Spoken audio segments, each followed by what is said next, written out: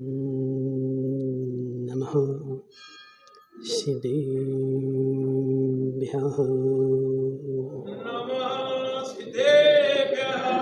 नमः श्रीवर्धमानाय निर्दोषकलिलात्मने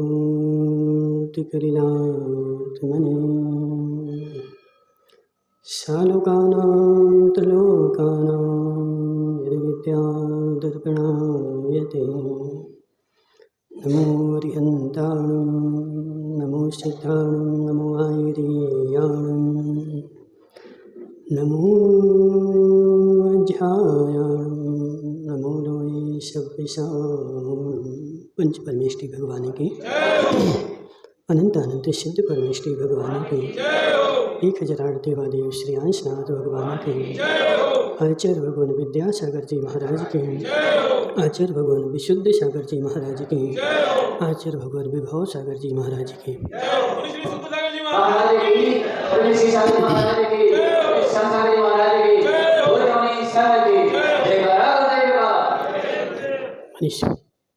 तीर्थंकर भगवान की दिव्य देशना श्यादवाद वाणी जय बंद हो। यहाँ पर विषय चल रहा था अपना कि हे जीव, जब भी पुण्य का बंध होता है तो देव शास्त्र गुरु के चरणों में ही होता है, और जब भी पुण्य का क्षय होता है तो देव शास्त्र गुरु के चरणों में ही होता है। वहीं पे बंध होगा और वहीं पे क्षय होगा। संसार में ऐसा कोई दूसरा स्थान नहीं जो तीव्र पुण्य का बंध करा दे और तीव्र पुण्य का क्षय करा दे। हे जीव, जिस व्यापार में करोड़ों की मुनाफा होती है उसी व्यापार में करोड़ों का नाश होता है। जिस व्यापार में बेचारा पान का ठेले वाला 2-2 रुपए के पान बेच रहा है, मनोज भाई, कभी तुमने सुना कि कोई पान वाले को 1 करोड़ का घाटा लग गया? क्यों? हे जीव, 5 रुपए के पान बेच रहा है तो घाटा भी लगेगा, तो 10-50 का, 100 का, 1000 का लगेगा। लेकिन जो सोने चांदी हीरे जवाहरात वाला करोड़ों का व्यापार कर रहा है, जब मुनाफा होती है तो करोड़ों की, और जब घाटा लगता है तब भी करोड़ों का। तो ऐसे हे जीव, समझ मेरी बात, देव शास्त्र गुरु का दरबार जो है वह हीरे जवाहरात की दुकान है। अच्छे भाई, देव शास्त्र गुरु की चरण जो है वह हीरे जवाहरात की दुकान है। इनमें जाकर के व्यापार करना है। यदि कुशलता से किया तो पुण्य भर भर के आएगा, और अकुशल होकर के किया तो सारा पुण्य छीन हो जाएगा। पुण्य प्राप्ति के लिए देव शास्त्र गुरु के चरणों में क्यों जाते? बोलो मुन्ना भाई, मुन्ना नाम तुम्हारा, तुमने हमें अरुण बताया था। मुन्ना भाई, देव शास्त्र गुरु के चरणों में क्यों जाते?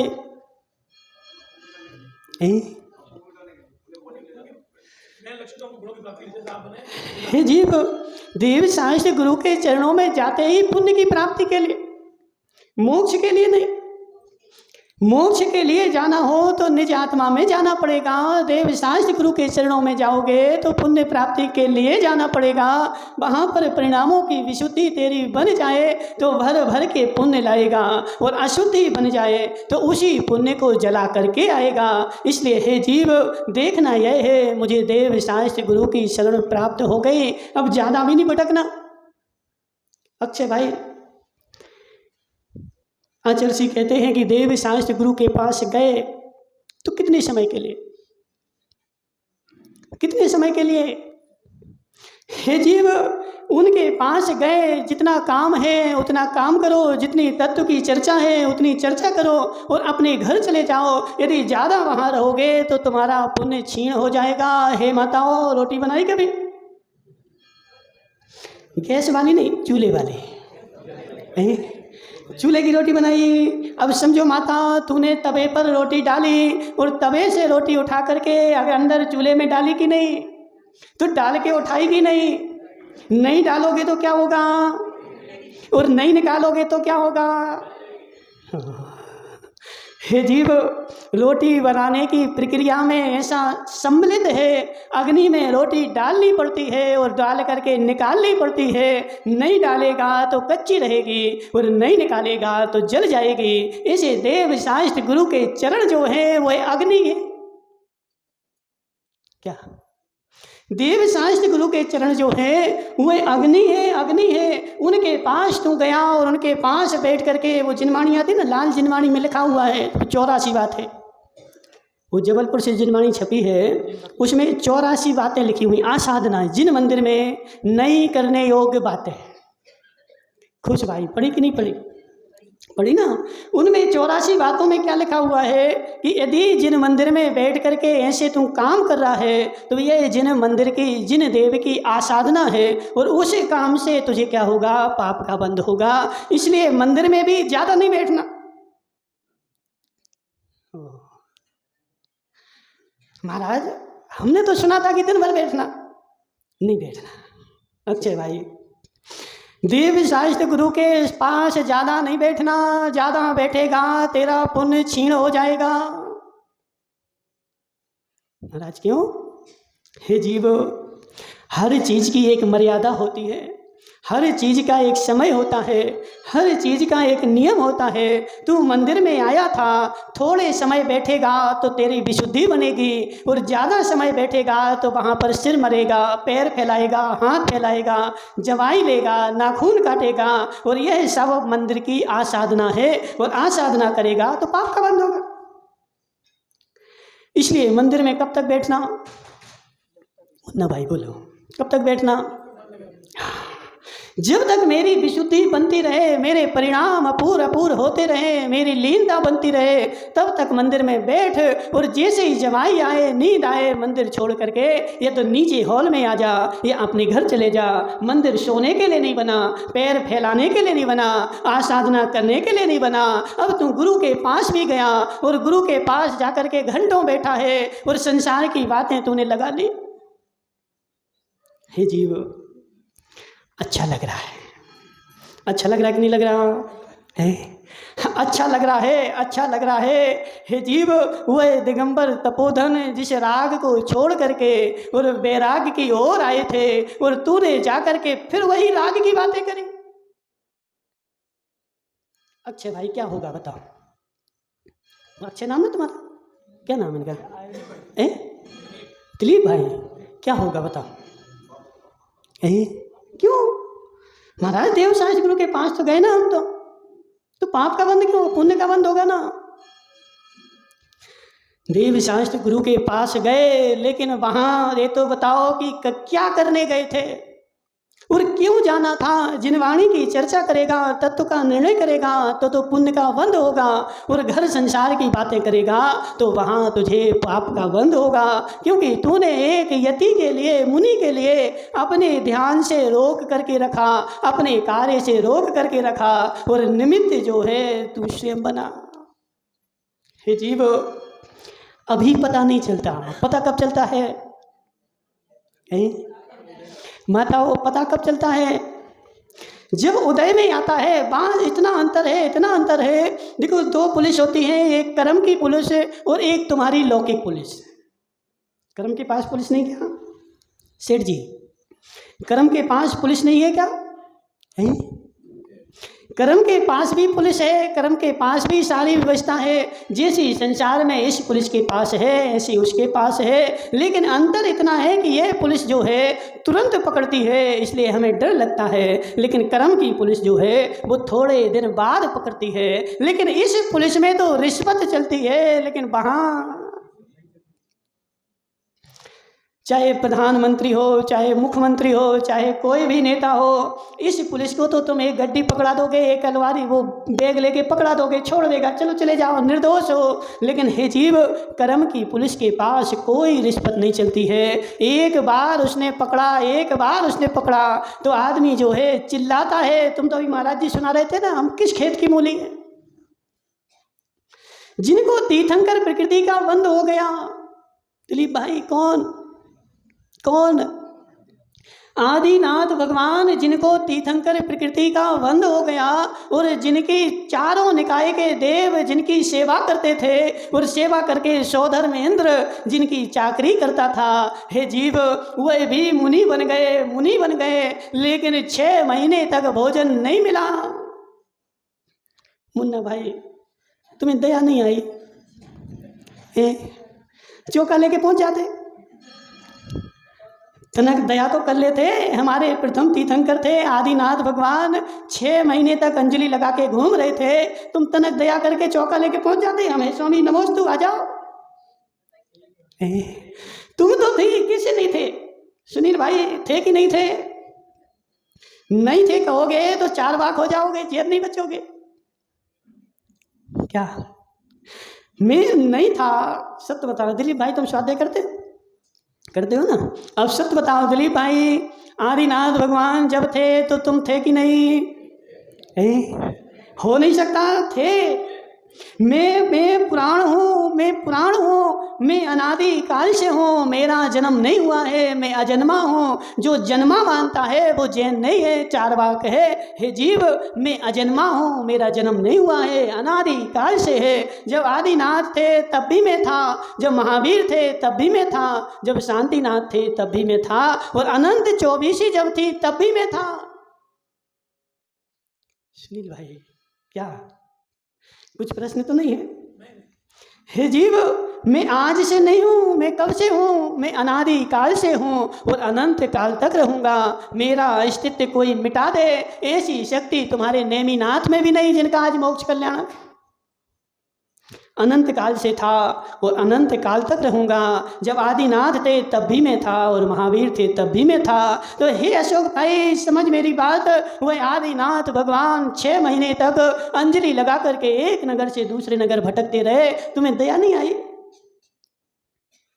नहीं आई। अशोक भाई बोले हमें दया नहीं आई। जीव चौका लगा लेते, हम किस खेत की मूली हैं? वह आदिनाथ भी 6 महीने तक भटकते रहे, जिनकी सेवा सौधर में इंद्र करता था, सारा इंद्र परिवार करता था। 4 निकाय के देव जिनके जन्म कल्याण के लिए आए थे और चारों निकायों के देवों ने जिनका अभिषेक किया था, उसको भी 6 महीने तक भटकना पड़ा। क्यों?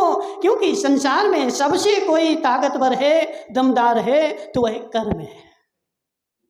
बस क्या अभी अपन लोक में बोलते ना, कितना बड़ा नेता हो, उसका घोटाला साबित हो जाए और न्यायालय में पहुंच जाए, अब मुख्यमंत्री प्रधानमंत्री भी कुछ कर सकता क्या? क्यों? न्यायालय में पहुंच गया ना, सबूत मिल गया, तो ऐसे कर्म कहता है मुझे जिसका सबूत मिल गया और मेरे अदालत में केस आ गया, अब वो चाहे तीर्थंकर क्यों ना हो, लेकिन मेरे यहाँ उसकी चलने वाली नहीं है। उन आदिनाथ भगवान को तीर्थंकर बनना था और थोड़ा ही समय बचा था, लेकिन कर्म आ गया, अभी मेरा हिसाब किताब बाकी है। मुन्ना भाई कहाँ जा रहे? बिना हिसाब चुकाए तुम जा नहीं सकते। तो 6 महीने तक आदिनाथ को अंजलि लगा करके घूमना पड़ा, यहाँ से वहाँ, यहाँ से वहाँ, यहाँ से वहाँ। मनुष्य तो छोड़ो, मनुष्यों को तो नहीं था पता, लेकिन देवताओं को तो पता था। क्या नहीं आ रहा समझ में? नहीं आ रहा समझ में? तुम कुर्सी वालों को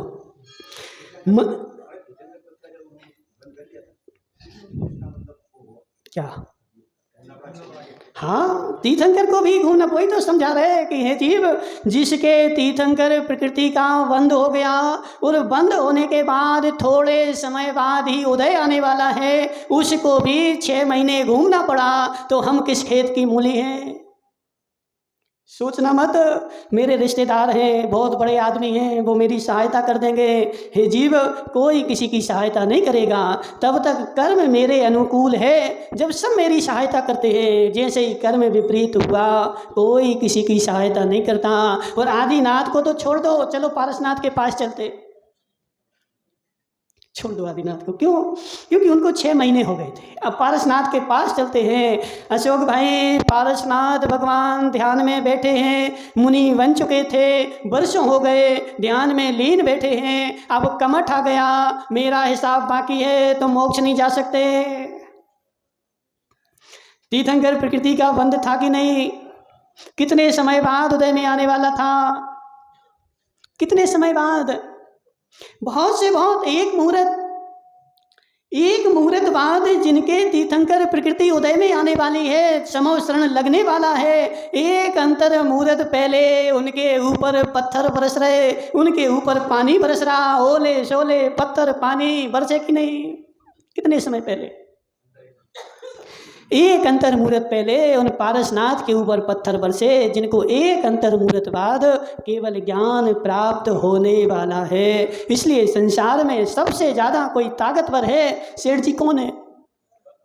हो, इस कर्म के सामने ना तो तीर्थंकर की चलती है, ना चक्रवर्ती की चलती है, ना नारायणों की चलती है, किसी की नहीं चलती। मैं सबसे बलवान हूँ, एक बार उदय में आ गया, अब मैं किसी को छोड़ने वाला नहीं है। हे जीव, तू कर्म कर रहा है, हंस हंस के उदय में आएगा तो समझ जाओ। हे पुण्यात्माओं, हे पुण्यात्माओं, हे पुण्यात्माओं, पुण्य का उदय है, मेरा तीव्र पुण्य है। इस पुण्य के उदय में मुझे क्या करना है? संभलना है। इस पुण्य के उदय में नहीं संभल पाया तो आदिनाथ को कर्म ने नहीं छोड़ा, मुझे कोई छोड़ने वाला नहीं है। कितने चिल्लाते रहो, कोई सुनता नहीं है। दूसरा सुनने वाला भी पुण्य के उदय में ही मिलता है। और जब जब पुण्य का उदय होता है तो क्या होता है बताओ? बोलो सुनील भाई, क्या होता है? महाराज, जब पुण्य का उदय होता है तब मेरी सत्ता चारों ओर फैली होती है, और जब मेरी सत्ता चारों ओर फैलती है तब मैं सबका राजा होता हूँ, और जो मैंने बोल दिया वह सत्य है। सत्य की नहीं? मनोज भाई, यार दोनों मनोज साथ साथ में बैठे। मनोज भाई, जो मैंने बोला है वह सत्य है, कि जो सत्य है वो मैंने बोला है? तो इसका निर्णय कैसे हो कि जो मैंने बोला वो सत्य है? हे जीव, सत्य महाव्रती के भी छाए ज्ञान नहीं है, क्षयोप समय ज्ञान है। दिलीप भाई, सत्य है कि नहीं? सत्य महाव्रती झूठ नहीं बोल सकता क्या? बोलो ना, सत्य महाव्रती झूठ नहीं बोल सकता क्या? बुद्धि पूर्वक नहीं बोलता है, लेकिन अज्ञान पूर्वक तो बोलता है ना। उसको स्वयं ज्ञान नहीं था, उसने मायाचारी नहीं करी, लेकिन अज्ञानता में तो उसने झूठ बोल दिया। इसलिए हे जीव, समझ मेरी बात। कल चर्चा चल रही थी कि वह अकृत पुण्य जो था उसके पास पूर्व पर्याय में तीव्र पुण्य था, और तीव्र पुण्य होने के साथ साथ वह मंदिर में ट्रस्टी था, और मंदिर में ट्रस्टी हो गया, उसकी नीयत खराब हो गई, बेचारे ने मंदिर का पैसा खा लिया। जीव, जब खा रहा था बहुत अच्छा लग रहा था, खूब मीठा लग रहा था, देखो मजा आ गया। और ऐसे ही होता है। बताओ किसकी दुकान? जी जी मनोज भाई, तुम्हारी काय की दुकान है? अच्छा, कारण कोई दुकानदार है यहाँ पे? सब दुकान। दिलीप भाई, तुम्हारी काय की दुकान है? हार्डवेयर की है। दिलीप भाई, समझो बात को, मेरी दुकान पर ग्राहक आया और मैंने उस ग्राहक को ठग लिया, और ठग करके ग्राहक चला गया, और जैसे ही वो ग्राहक चला जाता है मुझे कैसा लगता है? हाँ, मजा आ गया। आज आज आज अच्छा ग्राहक आया, आज मैं जी भर के ठग पाया बेचारे को। हे जीव, तूने जी भर के उसको ठग लिया। वही वस्तु बगल पहले ग्राहक आया था, तूने 25 में दी थी, और ओए बेचारा कौन सा बिना पढ़ा लिखा सीधा सा ग्राहक आ गया तो उसी के 50 ले लिए, और 50 लेकर के फिर हंस रहा है। हाँ, मजा आ गया, आज अच्छा ग्राहक फंसा है। हे जीव, मजा आया है। क्या है जी? कौन सा ध्यान है? कौन सा रौद्र ध्यान?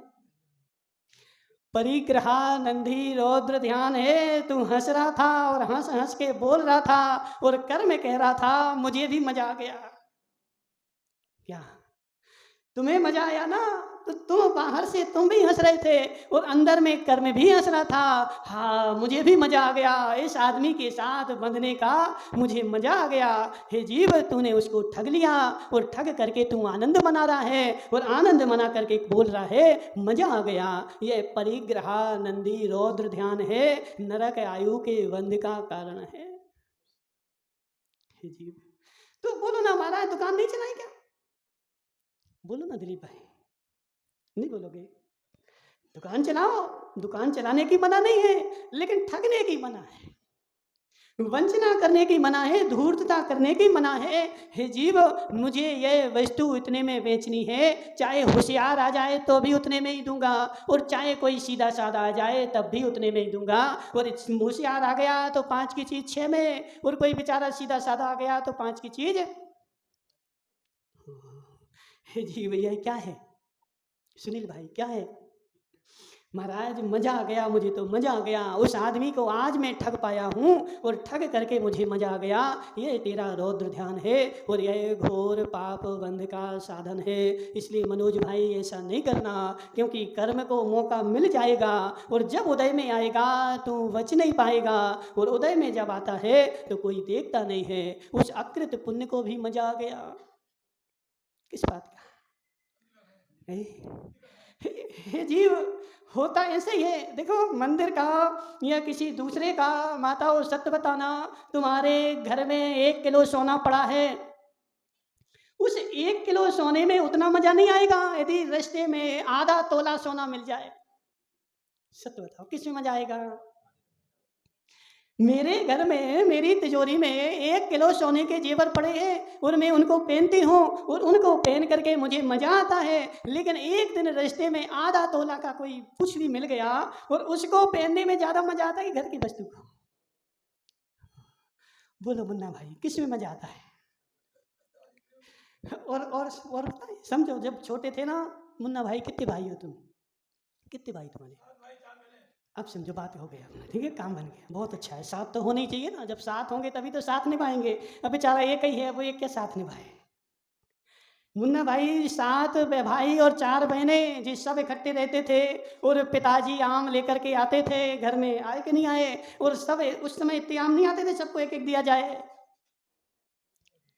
1 किलो आम आए। अब माता ने क्या किया? सबका पीस बनाया और पीस बना करके सब बच्चों को दे दिया। सब बच्चों ने खा लिया। हे जीव, सबको बराबर बराबर मिला, सबको बराबर बराबर मिला। लेकिन माताओं, ऐसा होता है, 7 पुत्र हैं लेकिन सब में प्रीति एक सी होती क्या? 7 पुत्र हैं लेकिन प्रीति सब में एक सी नहीं होती। किसी ना किसी पुत्र के ऊपर प्रीति ज्यादा होती है और माता उसको थोड़ा सा भाग ज्यादा दे देती। सत्य है कि नहीं? देखो, आजकल तो जी सब बंद हो गया, क्योंकि ये कही है जी सब कब होता था? जब 4 हो, 5 हो, 7 हो, 11 हो, तब ऐसा होता था। और माता ने जिसको एक छोटा सा पीस एक्स्ट्रा दे दिया, उसका आनंद ज्यादा आता था। ऐसे है जीव, मुझे मुझे मुझे भी ऐसा ही होता है। मुझे ईमानदारी में मजा नहीं आता है। बेईमानी की वस्तु मुझे थोड़ी भी मिल जाए और उसके लिए मैं प्रति समय लालायित रहता हूँ। जिनका क्या नाम, तुम्हारा नाम क्या है? सुनील भाई, 1 2 2 सुनील, 2 मनोज हो गए, 2 सुनील हो गए। सुनील भाई, तुम्हारी दुकान कहाँ है? कहीं? अच्छा, नया गांव में दुकान है ना। अब सत्य बताओ, तुम्हारे घर में संपत्ति कितनी रखी? नहीं नहीं, हम मंगा नहीं रहे हैं, तो पूछ रहे हैं। गिनी नहीं आज तक? हे जीव, इतनी संपत्ति रखी, इतनी संपत्ति रखी, उतनी संपत्ति का आनंद आता है कि नहीं आता? है? उस जो संपत्ति रखी उसका आनंद आता है तुम्हें? है? नहीं आता है। और मुझे दूसरे की मिल जाए तो उसका आनंद आता है। हे जीव, यही खोटा परिणाम है, यही दुर्परिणाम है। तेरे पास इतनी पड़ी है, इतनी पड़ी है, सारा जीवन भी निकल जाए। मनोज भाई, सुनील भाई, नहीं आ रहा समझ में?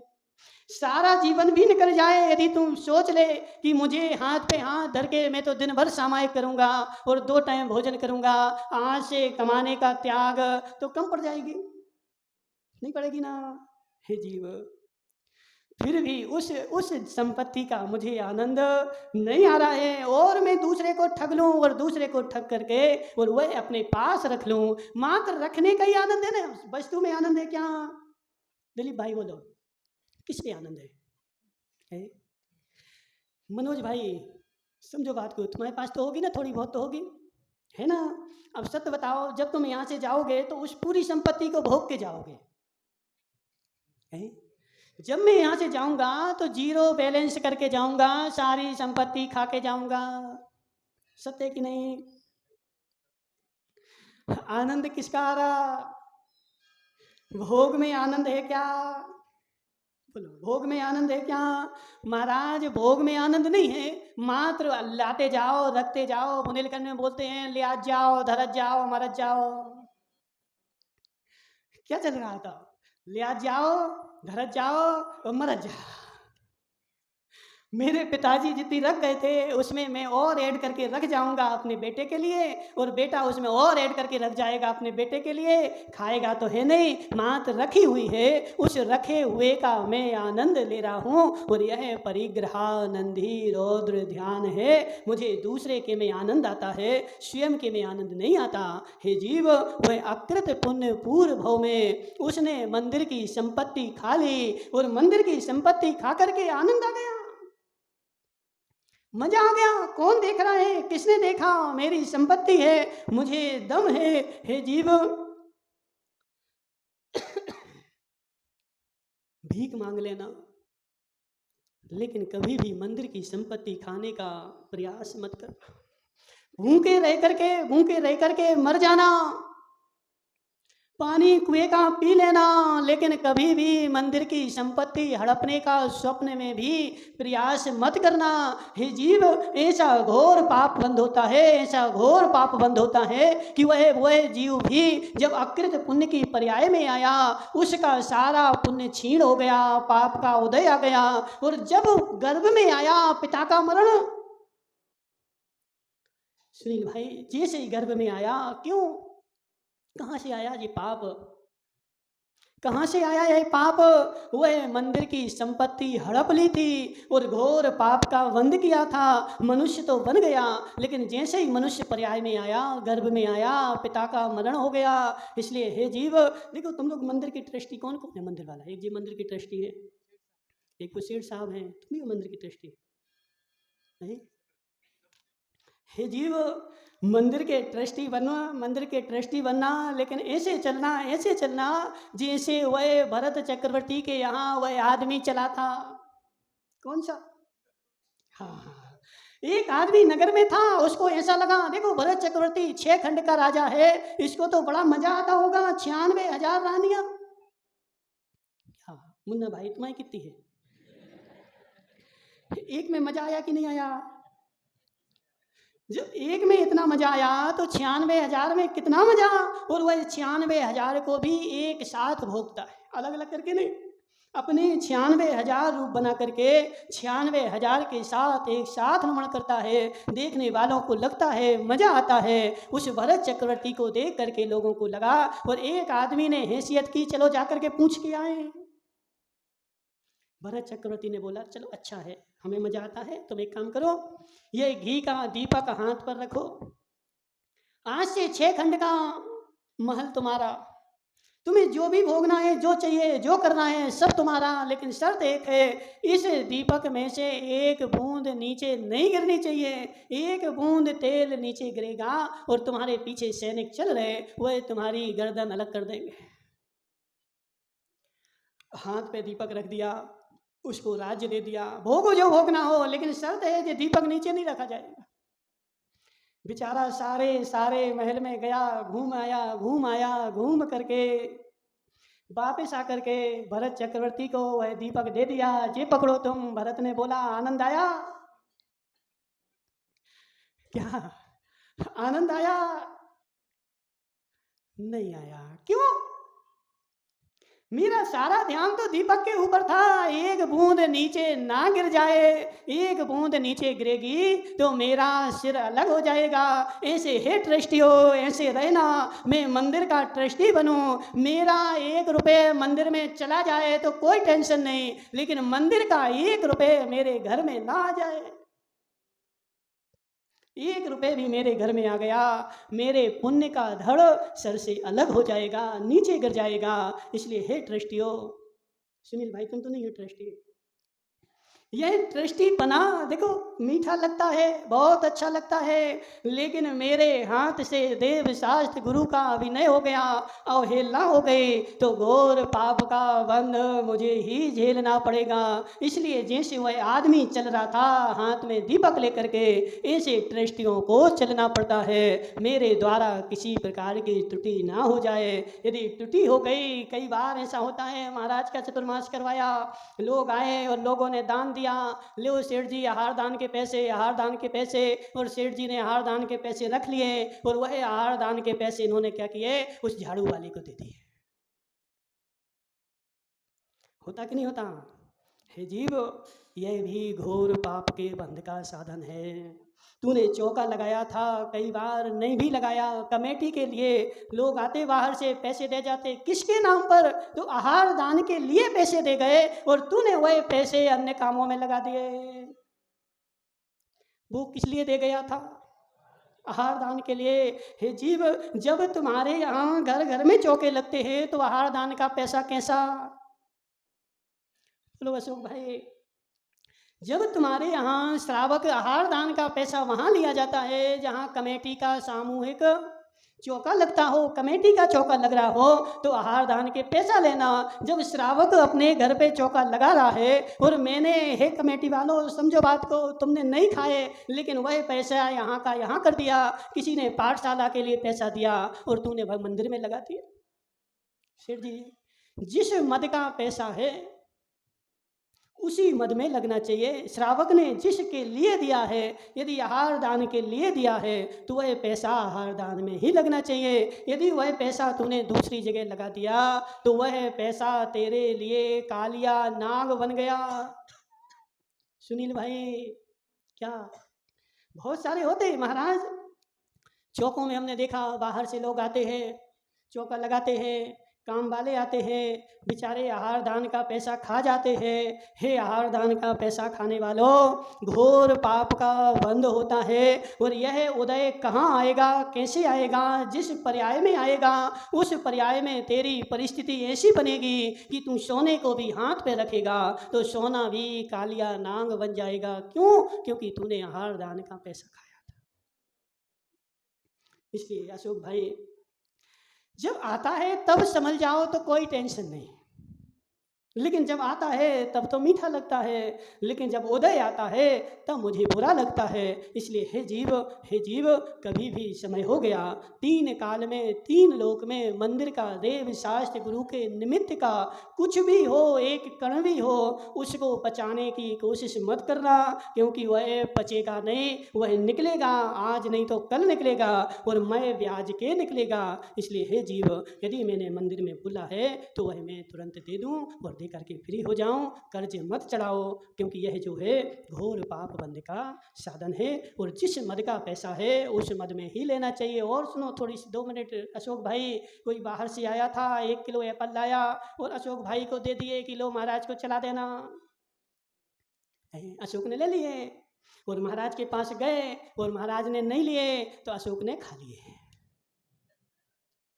हे जीव, नहीं खा सकता तू, क्यों? क्योंकि उसने, देने वाले ने क्या बोला था? महाराज को चला देना, उसने थोड़ी बोला कि तुम खा लेना। और हम ऐसे ही होता है, बहुत सारे लोग आते हैं, बाहर से आए और बाहर से कोई बादाम के पैकेट दे गया, कोई फल दे गया, कोई अनार दे गया, कोई कुछ दे गया और हमने उनको क्या किया? गप कर गए। हे जीव, उससे पहले क्लियर, पहली बात तो जब मेरे पास संपत्ति है तो मुझे किसी का सामान लेना ही नहीं। क्या सुनील भाई, सत्य कि नहीं? मेरे पास है, मुझे आहार दान देना होगा तो अपने पैसे का दूंगा। मैं दूसरे के पैसे लेकर के और आहार दान क्यों मैं नौकरी करूं? दूसरे का पैसा लिया और अब हम आहार दान दे तो हे जीव, ऐसी चाकरी में क्यों करूं? जब मेरे पास है तो मैं स्वयं का दूंगा और तेरे पास नहीं है और तू दूसरे का ले रहा है तो पहले खोल लेना कि यदि महाराज ने नहीं लिया तो क्या? सारी बातें खोलो ना कि तुम 1 किलो एप्पल दे गए, अब महाराज तो लेंगे तो कितना लेंगे? 1 लेंगे, 2 लेंगे, 1 किलो तो लेंगे नहीं, तो ये जो बाकी के बचेंगे इनका क्या करेंगे? यदि वो कहे कि तुम खा लेना, देखो पहली बात तो खाना नहीं। क्यों नहीं खाना? क्योंकि वह देव शास्त्र गुरु के निमित्त का है और खाना भी पड़े तो पहले क्लियर कर लेना, क्योंकि देव शास्त्र गुरु के निमित्त से ही पुण्य का बंध होता है और इन्हीं के निमित्त से पुण्य का क्षय होता है। इसलिए इनके पास रहो तो जैसे वह दीपक में तेल रखे आदमी था ऐसे रहना। बोले शांतिनाथ भगवान की।